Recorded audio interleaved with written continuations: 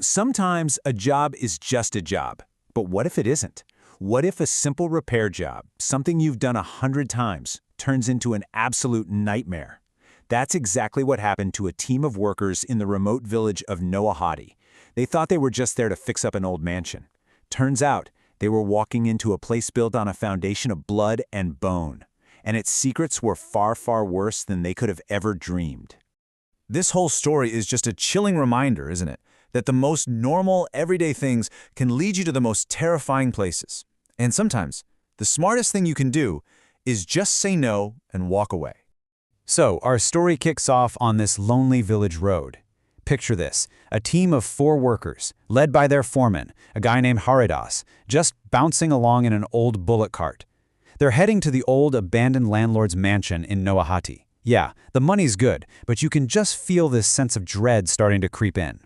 And sure enough, as they pull up to this decaying, creepy old house, their local driver, Haran, he turns to them and gives them this one last cryptic warning. It's that classic moment, right? The local who knows something is wrong and is trying to tell the outsiders to stay away.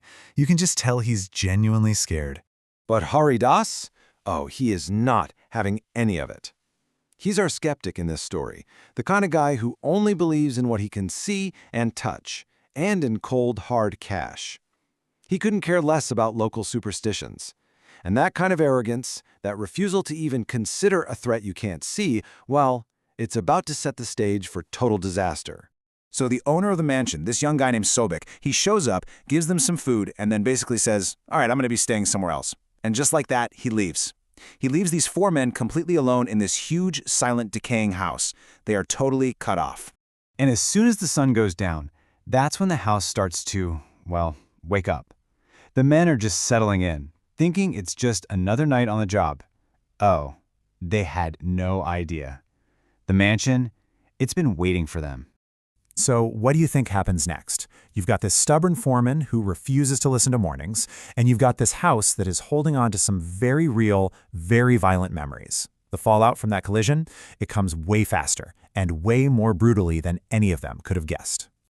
It all starts with something small. One of the workers, Natai, he's wandering through a dusty room, and suddenly, he sees it. Just for a second, a flash of a white, shadowy figure that just darts past a window. Just a glimpse of something that should not be there.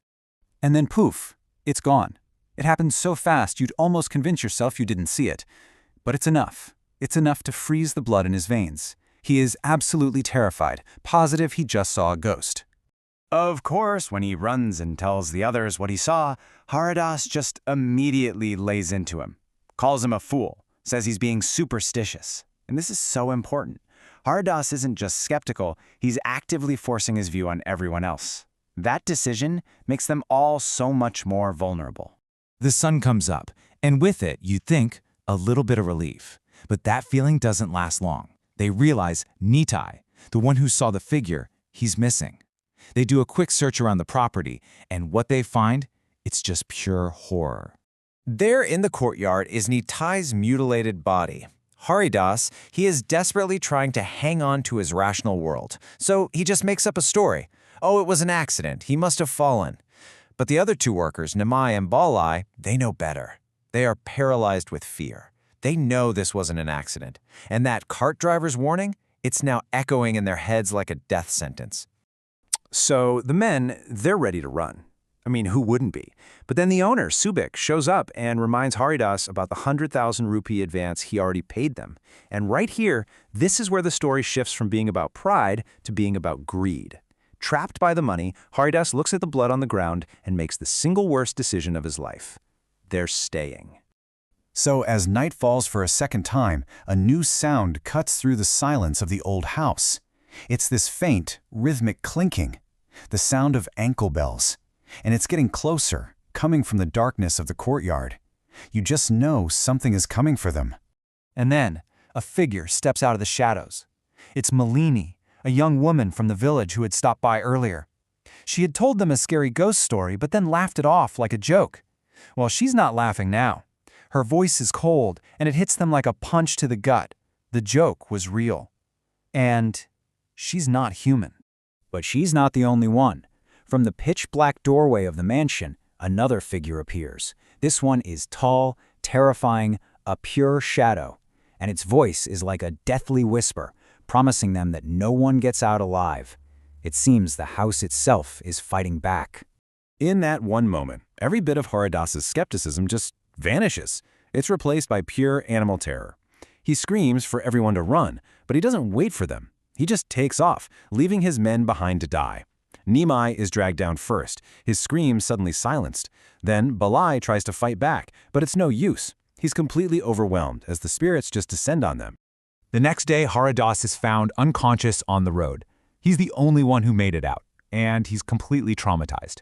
When he can finally speak, he tells his insane story. But believe it or not, the real horror of this mansion is just about to be revealed. Because that's when Sobek, the owner, drops an absolute bombshell. This wasn't the first time.